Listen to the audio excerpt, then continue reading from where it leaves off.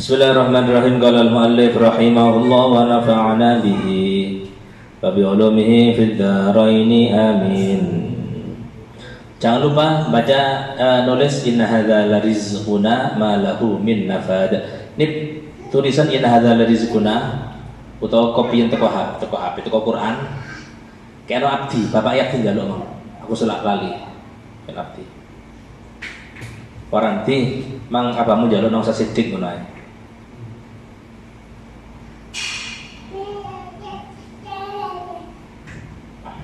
Dikatakan dalam kitab Sifatus Safwa.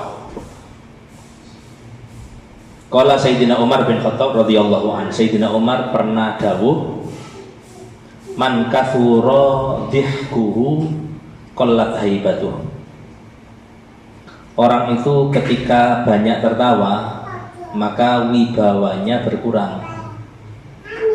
Makanya sya'annya ulama, kebiasaan ulama itu rata-rata mereka jarang tertawa. Ya tertawa bukan berarti nggak boleh, guyu nggak boleh, cuman nggak sampai sing ngakak ngiki sampai gimana ndak. Mereka jaga. Nabi Muhammad pun tertawa, cuman keseringan dalam sirah, dalam sejarah dikatakan Rasulullah itu tertawanya ya senyum, tapi beberapa momen Kanjeng Nabi niku tertawa sampai hatta yuro, terlihat gigi gerahamnya, abrosnya terlihat.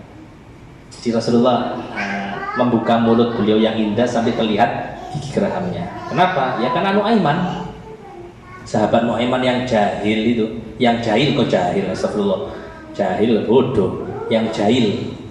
Apa jahil itu? Iseng. Kajian Nabi diguyoni, diisengi. Tapi itu pembawaan karakter ya, bukan apa jenenge nekat-nekatan. Kadang wong kena nekat-nekatan. Contoh misal jenengan punya nomornya Habib Taufik misal. Jenengan konco mari telepon ndak? Telepon niki iki. Engko ditelepon patenono. Ya bukan jahil ini, nekat-nekatan, ngawur ini jenengnya. Paham? Jadi jahil itu lebih ke karakter apa?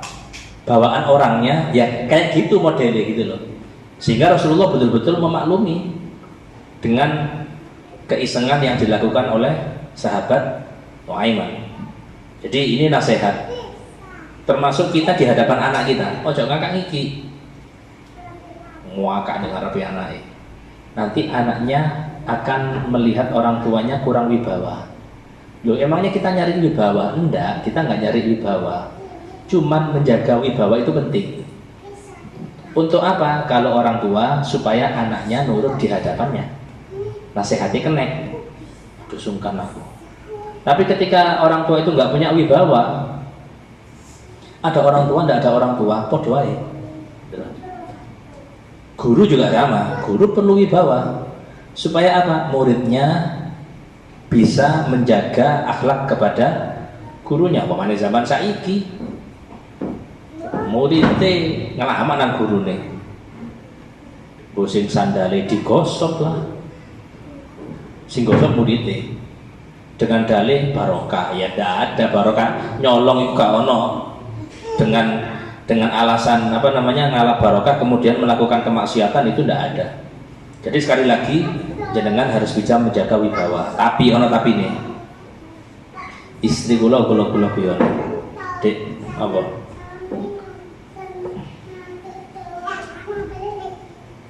yang berani megang sirai kiai cuma siji, cuma loro, tukang cukur. Kan wani nyekel ndase ngomong gak mungkin, kate gandekel gak mungkin lah. Tukang cukur wani nyekel sirai siapa? Kiai. Hatta kiai besar pasti dipegang, gak mungkin nggak dipegang. Nomor dua, bojone wani. Anaknya pasti cilik lah, anak kecil kan gak ada hukumnya anak kecil itu. Bojone wani megang, lapo mijeti, ngeluh deh, dipijeti ya bojone. Tapi sing wani nyeneni kiai cuma siji, siapa? Ya bojone. Jadi masih kiai ini apal Quran, apal hadis, dengar apa bojo apalannya nggak berlaku, bahkan cenderung nggak mempan. Ya kan? Nggak bisa. Lah terus ya apa? Ya memang seperti itu, dan itu bukan hal yang kemudian disalahkan, enggak. Justru yang salah itu adalah rasa bangga ketika orang laki-laki berani terhadap perempuan. Itu salah itu, bangga. Kon mosok kon wedi bojomu. Aku ya wani anu. Sik, kok bisa kamu bangga berani kepada perempuan itu, kok bisa? Sedangkan Kanjeng Nabi menyatakan ya perempuan itu memang harus betul-betul dimuliakan. Tapi tegas, dimuliakan itu bukan berarti bojone jaluk A, jaluk B, jaluk C, kabeh diturutin, ndak, didik. Semuanya kembali kepada tarbiyah, pendidikan yang landasannya adalah syariat Nabi Muhammad SAW. Jelas ya? Kemudian ini satu, sering guyu, maka kita harus siap-siap hilang wibawanya. Waman maziha mazaha yamzahu, waman mazaha ustukhiffa bih. Orang itu kalau seneng guyon, ini guyu, dia nggak guyon. Kadang dia melok kumpul, kerungu cerita sing lucu, dia ngakak. Orang melihatnya kan nanti gak wibawa ini. Nah, sekarang sebaliknya, orang yang ngajak guyon, sering ngajak guyon, apa yang terjadi? Ustukhiffa bih, akan direndahkan. Direndahkan yang mirip-mirip sama tadi. Orang akhirnya berani meremehkan orang tersebut. Polai apa? Ya polai sering guyon. Ini kayak jadi, kalau dalam ilmu itu kan ada kaidah ya. Ini kan kayak kaidah, kayak kaidah sudah. Barang siapa kayak gini makan kayak gini, ini kaidah sudah. Kalau kita ke anak gimana? Kita guyon, iya. Terus gimana ke anak? Nanti kalau anak meremehkan tadi, jadilah orang itu apa istilahnya, fleksibel. Jadi kalau ke anak, ada saatnya kita jadi temannya. Kapan? Ketika anak ngajak main. Ketika anak ngajak main, kita jadi temannya. Jadi anak itu gak bingung golek konco. Aku dulu nabi sapa? Dulu nabi bapak, keren itu. Mas yo asing ngomong gurung pasti iso ya. Jadi anak ngajak turun kepada bapaknya, itu berarti anak itu menganggap ayahnya itu ada ketika dirinya main. Dua, jadilah orang tuanya. Gimana orang tua? Lindungi. Leon opo-opo, anak larinya bukan ke yang lain, tapi justru kepada orang tuanya. Jadilah gurunya. Gimana? Tadi ada wibawa, sehingga nasihat dari orang tua itu masuk seperti nasihat dari guru. Kadang saya kan enggak, anaknya ngomong enggak, jadi guruku ini, itu ada anaknya membantah ucapan bapak atau ibunya dengan alasan jadi guruku lu ini. Nah, berarti orang tuanya enggak dianggap sebagai seorang guru. Makanya harus bisa semuanya, serba bisa. Ke istri pun juga seperti itu. Kepada kaumnya, kepada masyarakatnya juga sama seperti itu juga. Jadi orang mutadayyin, orang beragama itu bukan orang sing mengkerut, serius, nangis, medeni tok ndak. Nabi Muhammad itu yang diceritakan sama Siti Aisyah, kalau tidak salah, rojulun minna atau rojulan minna, ukamagol. Kanjeng Nabi itu kalau kumpul sama kita, ya kayak gini, kayak kita sudah. Jadi nggak ada bedanya. Mulai aku Nabi harus hormat, harus gini, harus menunda. Sama. Jadi Rasulullah guyon dan Siti Aisyah juga guyoni. Makanya kita pernah dengar Kanjeng Nabi ngajak Siti Aisyah lomba lari, lomba maraton lah cara saiki. Cepet-cepetan ambil Siti Aisyah. Bojone diajak melayu. Kenapa? Ya tadi memposisikan, bisa ngajak istrinya untuk kemudian lomba. Tapi di satu sisi ketika ada kalau sekarang ono parade kayak karnaval ngono. Tapi ini perayaan orang sana, perayaan mana? Perayaan orang Madinah. Ketika ada perayaan orang Madinah tasyakuran, itu Siti Aisyah ingin nonton. Kanjeng Nabi, kula pengen nonton, oleh. Tapi ya apa? Di belakangku. Siti Aisyah cara kita ngikuti Kanjeng Nabi, buntuti Kanjeng Nabi di belakangnya. Bahkan ketika sudah nonton, Itu kepalanya Siti Aisyah, sirai beliau ada di pundaknya Kanjeng Nabi. Jadi apa nih? Ya itu kan menunjukkan gak pola aku ini cara kita ini, aku kiai, aku sekarang pantas ini, aku ini enggak ada kayak gitu. Jadi Rasulullah dapat semuanya, di keluarga keren, di kaumnya keren, di musuhnya diakui, itu hebatnya. Makanya ada satu istilah dari ulama, innamal fadlu man syahida bihil a'da. Yang dikatakan sesuatu istimewa itu ketika pengakuan datangnya bukan dari teman tapi dari orang pembencinya, dari musuhnya. Gak iso kata negoro, ya apa? Api arek aja nih. Tapi apa gak melok? Ya sentak, gak melok apa kata melok Muhammad. Jadi dia gengsi untuk mengikuti, tapi mulutnya gak bisa untuk mengingkari keistimewaannya. Itulah Nabi kita Muhammad sallallahu alaihi wasallam. Kemudian waman aktsara min syai', orang yang banyak melakukan sesuatu, urifa bih, dia akan dikenal identik dengan sesuatu itu. Wong sing nang dindi rasan-rasan, orang yang kemana rasan-rasan, rono rasan-rasan, rining rasan-rasan.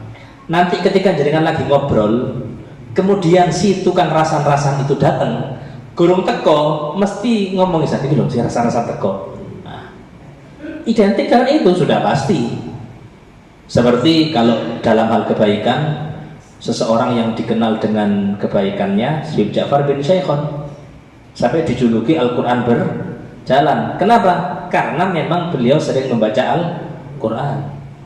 Lewat dewe, apa julukan lewat dewe? Ono lek di pondok iku Abu Naum, penggaweane turu wae. Itu apik itu urusan, kok iso apik lho nggih timbangane maksiat. Ya. Iku padha apik jenengan cara masalah dunya kita ini.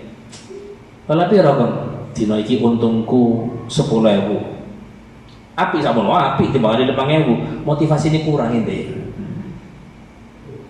Motivasinya kurang. Dalam hal dunia saja kita termotivasi untuk lebih, apalagi dalam urusan ibadah. Jangan melihat kepada yang di bawahnya, tapi lihat ke atasnya. Waman kathura kalamu kathura saqatuh, ya Allah. Ini sebenarnya kula mencari ucapan-ucapan ini karena memang waktu itu ada beberapa konten yang memang omongane sewu ngawur dalam dalil, ngawur dalam apa, akhirnya yang bikin konten ngutip ucapannya Sayyidina Umar. Uang iku lek akeh ngomong, otomatis dia banyak melakukan kesalahan ucapan di dalamnya. Itu ciri-ciri sudah. Tapi kalau yang ngomong kiai, yang ngomong ulama, apakah ulama itu nggak boleh ngomong? Ulama itu berbicara, kiai itu berbicara, tapi semua pembicaraannya mesti bisa dipertanggungjawabkan sesuai dengan kapasitas ilmunya, gitu loh. Kalau versinya Habib Mujtaba, muridnya Habib Umar yang barusan pulang, beliau dawuh, ojo golek guru sing ngomong menurutku ya, menurut saya jangan cari guru yang model kayak gitu. Karena memang secara pribadi, saya melihat guru-guru kulo gak pernah faqih Habib Ali fikih, Habib Segaf, dengan semua keilmuan beliau gak pernah mengatakan kalau menurut saya itu tidak ada. Semuanya landasannya ulama, menurut Imam A, menurut Imam B, menurut ulama A, menurut ulama B. Jadi kita semuanya itu hanya menyampaikan saja. Sejatinya para ulama itu adalah menyampaikan yang disampaikan ulama-ulama terdahulu yang pemahamannya betul-betul sangat paham dengan hadis dan Al-Quran. Sehingga aneh, misal ono imam sholat, katanya sholat, kalau imamnya ngomong soft lurus, soft rapet, kalau makmum sing komentar, ulah apa ngatur soft? Yang nyuruh ngatur soft bukan imamnya, sopo? Kanjeng Nabi. Kanjeng Nabi itu kalau hidup, makanya dikatakan al-ulama warathatul anbiya, penerusnya, generasi penerus yang dilakukan seorang nabi itu adalah para ulama, karena mereka melakukan yang dilakukan oleh para nabi. Apalagi ditambah lagi, sesungguhnya para nabi tidak meninggalkan uang, tidak meninggalkan dirham dan dinar, tapi yang menjadi warisan satu-satunya adalah ilmu. Berarti kalau Nabi Muhammad ada ngimami di Baitul Falah, Rasulullah pasti akan mengatur soft juga di situ. Mosok katene wani awak dhewe. Apa ngatur-ngatur? Oh, orang bisa murtad kalau ada meremehkan kepada Nabi Muhammad sallallahu alaihi wasallam. Maka ketika kita mungkin awak dhewe muncul sombongnya, gak gelem diatur, gak gelem ini, gak gelem ngono, yang harus kita pahami, awak dhewe ambek ngaku salah. Bukan kita berbuat maksiat, kesalahan, tapi kita mengaku seolah-olah diri kita benar. Itu bahaya. Jelas ya? Nah, waman kathura saqatu kathura kullu haya'u ini. Jadi kalau tertarik dengan ucapan Sayyidina Umar atau Sayyidina Ali bawah-bawahnya ini. Iki rentetan dari hal-hal tadi. Wong lek akeh ngomongi, akeh salahi. Orang kalau sudah sering salah, kata Sayyidina Umar, qalla haya'u, mesti isine tambah tipis. Malu tambah tipis. Kenapa? Sudah biasa untuk melakukan kesalahan. Dan itu sya'nul maksiyah. Itu adalah satu hal yang sudah menjadi kayak identitasnya maksiat sudah. Habib Ali Jufri gambarkan orang maksiat satu kali, misal jenengan yang pernah atau jenengan yang gak pernah mencuri, nyolong pelem aja gak tahu. Ketika jenengan gak nyolong, jenengan gak makan, jenengan gak nyuri, tapi jenengan makan bareng ambek wong sing nyolong, itu jenengan merasa bersalah gitu. Astagfirullah. Oh, boleh aku mari mangan pencet haram mana nyolong. Gelisah jenengan. Sing nyolong lu tenang-tenang ae. Ambil guyu-guyu gak apa-apa, bahkan dia ngomong gak apa-apa. Mene-mane sampai dibaleni mene-mane. Bayangkan, mangane podo sembarangi. Cuman kenapa? Rasanya tadi itu berbeda. Tadi jiwa yang terdidik jauh dari hal negatif membuat dia ketika melakukan negatif itu ndak enak. Gak usah kayak gitu, nun sewu. Kulo lak sarungan senengane. Nang ndi sarungan. Aku kon gawe celono. Mantenan ngono, mantenan. Bukan kita mantenan nggih, tapi saya hadir mantenan. Kok kon gawe celono? Ya wallahu a'lam bissawab. Dak lah, gak nyambung aku gawe celono. Lah terus bal-balan. Ya bal-balan ambil turu beda kasus lah. Yang acara resmi, acara gimana gak enak gitu loh. Atau sebaliknya, kita punya menteri-menteri itu kokon sarungan ayo, paling digawe kempul sing ngono. Kudu digawe sarung. Kenapa? Ya tadi, ini bukan masalah negatif positif, tapi satu hal yang memang menjadi kebiasaan. Jadi mulai biyen kita sudah biasa bangun pagi, biasa sholat jamaah, kongkon gak jamaah, nggak enak. Tapi sebaliknya, biasa gak sholat, ngerasa salah, nggak ada ngerasa salah. Dikandani modelan kaya ngono, ngandani mesti. Kon lah apa peduli nang aku? Neraka iso mlebu ya aku dhewe. Subhanallah, sampai ngomong kayak gitu orang-orangnya. Lho kon ngandani aku merasa paling suci dah. Jadi sekali lagi, orang kalau sudah banyak maksiat, maka rasa malunya akan semakin menipis. Wa man qalla haya'uh qalla wara'uh, ya Allah.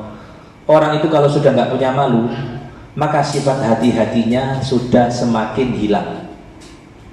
Apa sifat hati-hati ini? Kalau jenengan ono harta syubhat, tahu syubhat nih? Harta yang nggak jelas halal atau haram. Nggak jelas halal atau haram, maka orang kalau sudah nggak punya malu, diembat sih nggak jelas tadi itu. Bukan haram ya, kalau haram jelas nyuri. Iki nemu kan gak jelas halal haram gitu sopo iki. Terus gimana? Diambil, dimakan sama dia. Dari mana keberanian itu muncul? Karena sifat malunya sudah tidak ada. Ada satu ulama, Imam Sufyan Tsauri. Imam Sufyan Tsauri itu sudah hidup, kalau tidak salah, beliau sudah hidup di era di mana pemerintah Saudi atau yang namanya pemerintahan itu identik dengan sesuatu yang sifatnya haram, hartanya, fasilitasnya dan lain sebagainya. Sehingga Imam Sufyan Tsauri ini ketika di Mekah beliau tidak minum air Zam-Zam, gak ngopi Zam-Zam beliau. Ya Mekah gak ngopi Zam-Zam. Ditanya sama muridnya, Yai, cara saya Syekh, kenapa gak minum Zam-Zam? Aku gak ngopi Zam-Zam, polai aku wedi. Lo takut apa? Iku cara saiki, pipa yang dia pakai untuk ngambil Zam-Zam itu dari siapa? Dari pemerintah. Pemerintahnya adil apa zalim? Kamu bisa menjamin kehalalan rizkinya? Oh, gara-gara kayak gitu beliau gak mau minum air Zam-Zam. Cara pandang, ini sekali lagi, itu nggak bisa dicela, itu nggak bisa dicela. Ada prinsip. Ya Allah, wong sampai waroe koyo ngono. Kene kan gak tahu model ngono. Halal tak haram? Kayak halal ae wis. Bahkan sing haram loh, sing haram itu dirubah status jadi halal. Subhanallah. Jangan oleh duit toko sopo, toko A, toko B. Makanya saya punya guru Abu Yazin, setahu saya kalau dikasih sama orang, beliau nggak mau menerima kecuali yang ngasih jelas.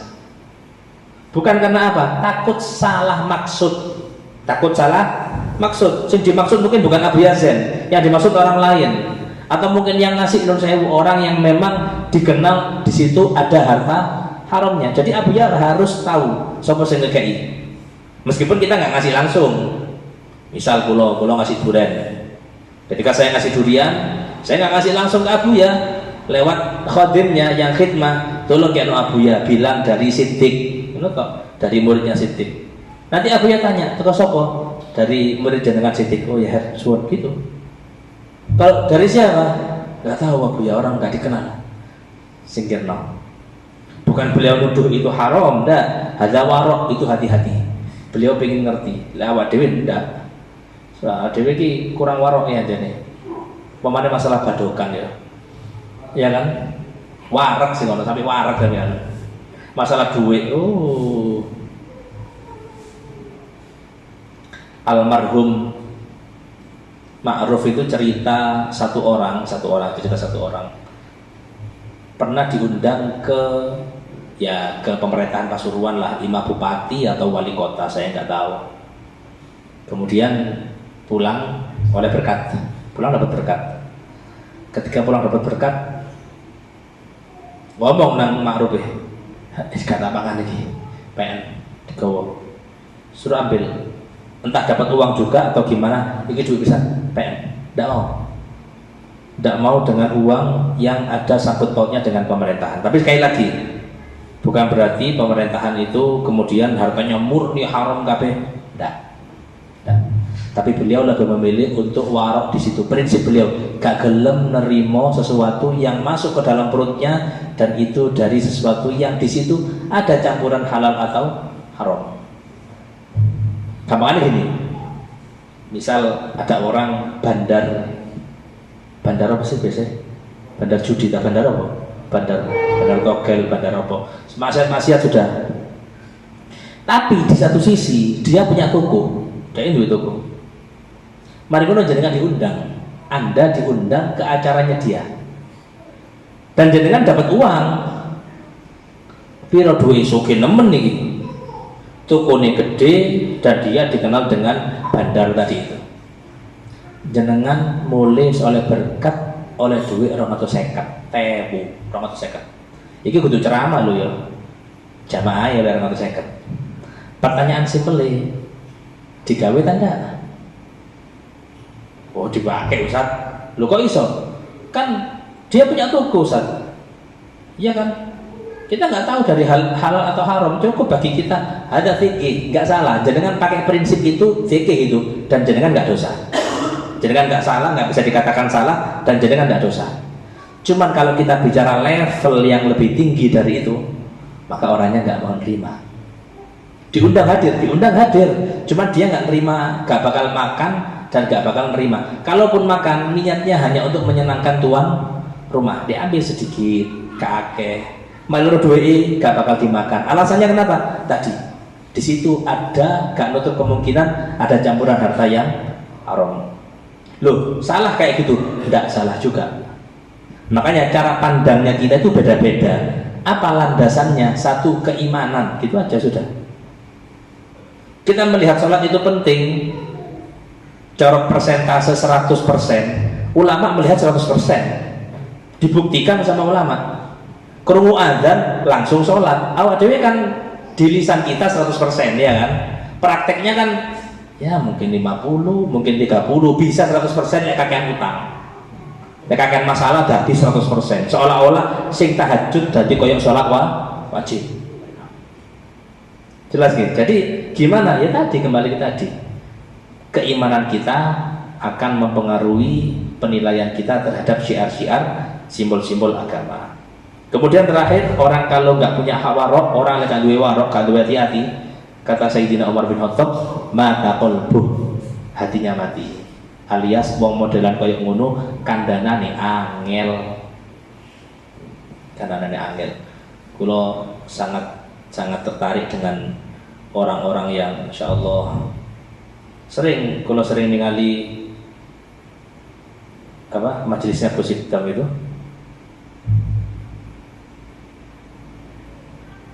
tak delok majelis Gus Idam sing hadir kan selalu ada pertanyaan kan, apa jenenge, dari mana? Saya dari sini. Oh aduh Gus, aku ngelunasi utangi bapakku tok 350 juta. Aduh Gus, aku iki saya pikir ya Allah, orang-orang begitu yakinnya. Makanya nggak salah di kitab ini disebutkan sama Habib Ali Baharun, orang melihat Nabi Muhammad itu bukan tergantung keilmuannya. Berarti ilmunya paling tinggi, kiai, ulama, dia paling sering mimpi kanjeng Nabi. Waqat yakunu lil awam aktsar. Kadang kata Habib Ali, justru kadang terjadi pada orang awam. Orang awam gimana? Ya wis, mungkin dia nggak tahu mondok, tapi hatinya api, hatinya nang wong bersih, gak ono suudon, gak ono opo. Sehingga dia untuk mimpi kanjeng Nabi ini kesempatannya besar, bahkan bisa berulang-ulang melebihi orang yang belajar atau orang yang punya ilmu. Karena kenapa? Dia masih kalah sama hawa nafsunya. Ya Allah ya. Makanya kadang kalau ningali jenengan iku enak asli enak. Jenengan hadir hol rodo, hadir maulid kono, hadir ngaji kono, ngaji gini aku. Enak ngomongnya gak kepikiran apa-apa. Dek kene iki kadang wis ono pikir suudzon lah, ono mikir ngene, ono mikir negatif macam-macam masalah itu kan gitu. Mana kadang kita kalau sudah hubul jah iki bisa nang jabatan iki hadir di tempat wong yang kita nggak pingin untuk dimuliakan. Cuman karena label ustadz itu sudah nempel, ketika kita nggak dimuliakan, ono nggak nerima akhirnya sih. Kok gak aman salah nabi aku ngomong ini, kok gak dipunya nama mendukur ya? Ya aku dulu enak, longgo, kok mana diajari Gus ini Gus. Ini kan bahasa kasar itu kan ngemper di ini, sorry tenang delok dukur, ya kan? Tapi orang-orang yang disuruh naik panggung, disuruh ini dia mati. Tuh, ketok aneh, tok enak, ketok aneh. Tapi saat temennya perang ambil batinnya tok wong itu, pasti gak mungkin enggak. Kecuali orang-orang yang sudah lulus uji ya, dia apa-apa tenang aja itu. Ini kata Allah, ya Allah, kalau ini kan hadir ya Gusin, kalau ngajak ngaji ma'ruf, ngaji sik, mari ngaji berangkat bareng. Adem, dingin kemarin itu kan. Ini serbanku tak akan ngaji ma'ruf, pas melakukan Gusin, gawian. Paling enggak, wong serbangan lebih identik dengan apa? Ustadz kan gitu ya kan. Ngaji ma'ruf, looknya dapet ini. Tak kayak serbanku gawian melaku. Mboten aku salah. Engko di acara aku sing gawe. Ternyata ya ndak tutuk kono aku sing aduh aku kono. Gini sih kaji baru belum gue dipuri ano. Ini kita nggak bisa duduk-duduk. Bukan berarti nggak anu. Pemain almarhum Gusin masih ada. Waduh. Kita kalau sudah duduk kulo duduk di belakang langsung anak buah Gusin terus Gusin lek jenengan mboten kersa lenggah tengah jeng atau di samping mboten usah hadir Ustaz. Agak enak aku rasanya, waduh, mateng aku. Dan cara mulai sekali mulai kalau tak enak kan. Ternyata karena tadi itu dimuliakan, ya apa? Gak dimuliakan kadang berontak kan gitu sih. Jadi aku mikir ya Allah ya ada di bawah yang kali ngaji rono kan gak ada beban jenengan kan? Gak ada beban. Kalau orang punya non sewu, orang dianggap pusat atau apa, telat beban itu, telat toh, ya kan? Kurang pantas. Tapi lewat awam. Masyarakat telat biasa, gak peduli, orang itu gak memperhatikan gitu loh, orang gak memperhatikan. Ustadz mulai disik Guru mari acara mulai dhisik. Cari wong sing gak anu, boleh sangut tok iku. Paling boleh berkat iku. Gitu. Ya kan? Tapi masyarakat awam mulai dhisik, tenang ae, gak apa sekali ngrasani kan gitu. Jadi pada intinya ya nggak heran lek guyonane nun sewu, lek guyonane siapa? Guyonane Yai Anwar Zahid, ya gak heran lek kiai iku pantes untuk digaji mahal bahasa kita. Apa tanggung jawabnya gede, salah ngomong bisa mlebu neraka kan gitu. Lah awakmu kabeh kata Yai Nur Zahid, kon salah ya kon tok sing salah. Lek kiai salah, pengikutnya salah kabeh akhirnya. Sehingga bayarannya gede, cara kita gajinya besar. Tak pikir-pikir, ya betul bisa sih aku ini. Tapi satu siang ya Allah, sedang enak memang. Tapi semuanya dengan porsinya masing-masing. Intinya ya belajarnya kita ya belajar untuk noto hati sudah. Dimanapun ditempatkan, ojo sampai suka nilai orang itu aja. Pesennya ojo gampang-gampang nilai orang. Ada pertanyaan?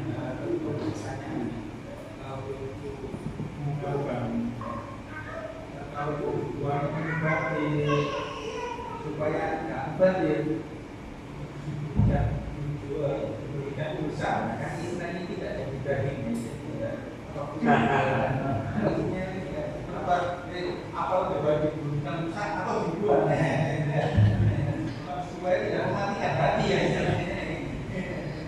Masrofnya itu ada tempat penyaluran uang-uang kayak tadi itu ulama sudah bahas. Salah satu yang diharamkan itu gak boleh digunakan untuk pribadi. Oh berarti mayoran bareng-bareng.